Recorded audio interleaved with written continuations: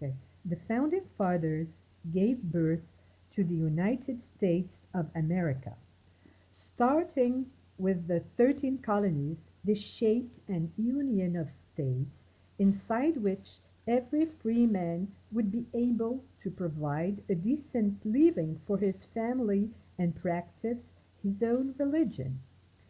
Those founding fathers, and especially Thomas Jefferson, third president of the young republic, supported an agrarian society which relied on enslaved workforce.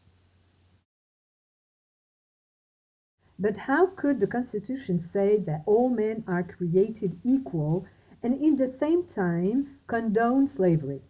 The first to react were the Calvinists, for whom all men are God's children. They began to fight slavery through different means. First, pacific, like writing pamphlets and helping runaway slaves. Then more and more violent, like John Brown's bloody action in Kansas. Soon, the country was divided into two antagonistic entities, the Union and the Confederation. Abraham Lincoln was a main character in this terrible page of his country's history.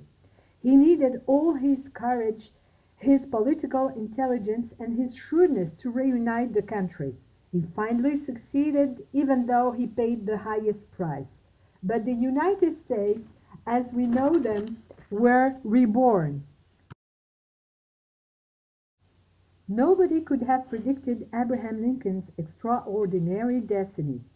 He was born in a log cabin in a far-flung spot in Kentucky. Life was not easy, and every member of the family had to work in the farm.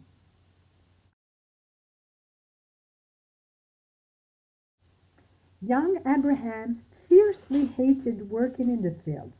He preferred reading books, but his father, who was illiterate, despised education and wouldn't let him attend school.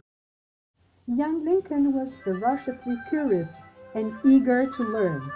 He was very adventurous, and when he was 19, he worked on a boat who sailed down the Mississippi River to New Orleans. There, he was confronted with slavery, and that was a real shock for him. At the age of 21, he turned his back to his father's farm and went to New Salem. He knew for sure that he would never ever be a farmer and that he would never belong to a church. He rejected his father's faith and would always follow and trust his reason.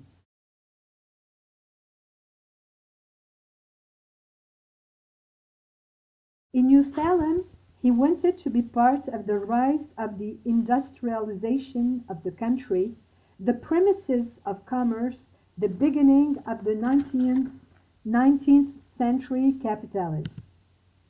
His thirst for knowledge was so great that he studied the law by himself and became a lawyer.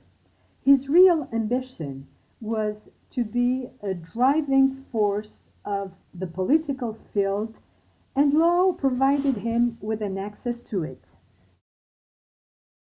Even though he was tall and awkward and inelegant, the moment he opened his mouth, people would listen to him fascinated.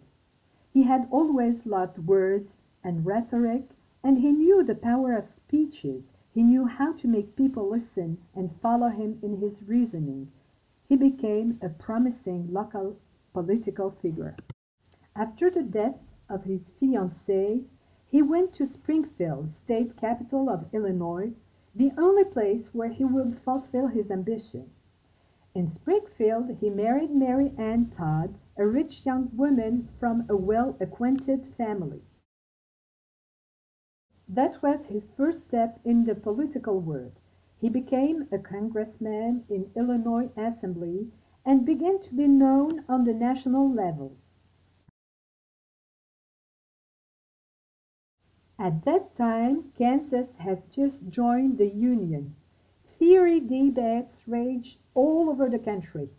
Would it be a free state or slave state. Lincoln wrote articles about slavery. He considered slavery to hinder his desire of changing and modernizing the society. In 1868, during his campaign for the U.S. Senate, Lincoln made a speech that inflamed the nation. He compared the country to a house divided by slavery. A house divided against itself couldn't stand. It had to be all free or all slave. He won the Senate and was branded an abolitionist by his opponent Douglas. Stephen Douglas was a well-known politician who used the media to express his ideas. When Lincoln replied, both speeches were printed and widely read.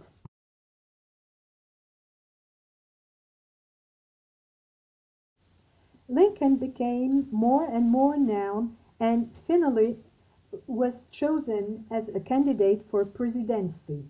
At that time, he was far from being abolitionist. Nevertheless, that's how he was perceived. In 1860, after a tough campaign, he succeeded and became the 16th President of the United States.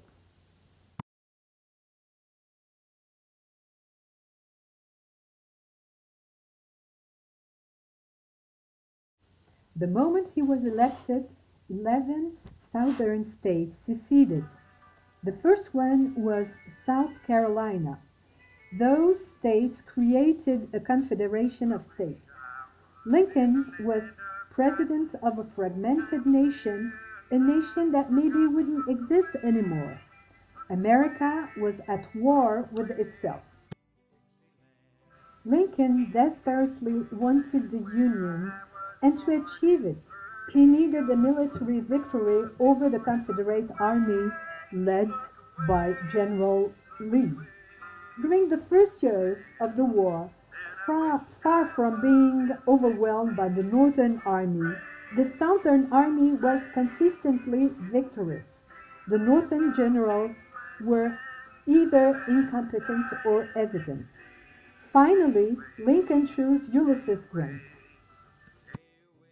Despite this new leadership in the army, the North was losing the war. Lincoln had to strike from within the Confederate States. He proclaimed the emancipation of the slaves in the Confederate States. He was careful not to include slaves belonging to the border states. By 1863, Grant's troops took control of the Mississippi River. It was a great victory, but on the other hand, the Confederate Army crossed the Potomac River and was threatening Pennsylvania. It had to be stopped. Both armies clashed at Gettysburg. It was a bloodshed on both sides. Men were killed by the thousands. Finally, the Union Army was victorious. It was the beginning of the end for the Southern Army. Gettysburg was turned into a memorial where hundreds and thousands of young men were buried. Lincoln made his famous speech in which he prayed that those men had not died in vain. After Gettysburg, the North took the advantage and step by step pushed the South to surrender.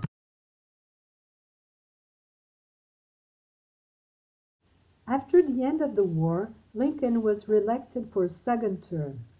In his last speech, he was considering giving citizenship to the slaves he had emancipated.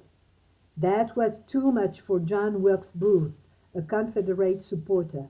During a play which Lincoln attended with his wife, he was shot dead by Booth.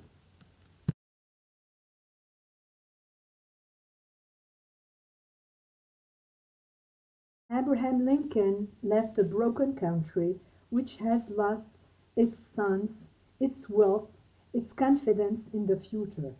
More than that, this country had lost its belief in a God of love and compassion.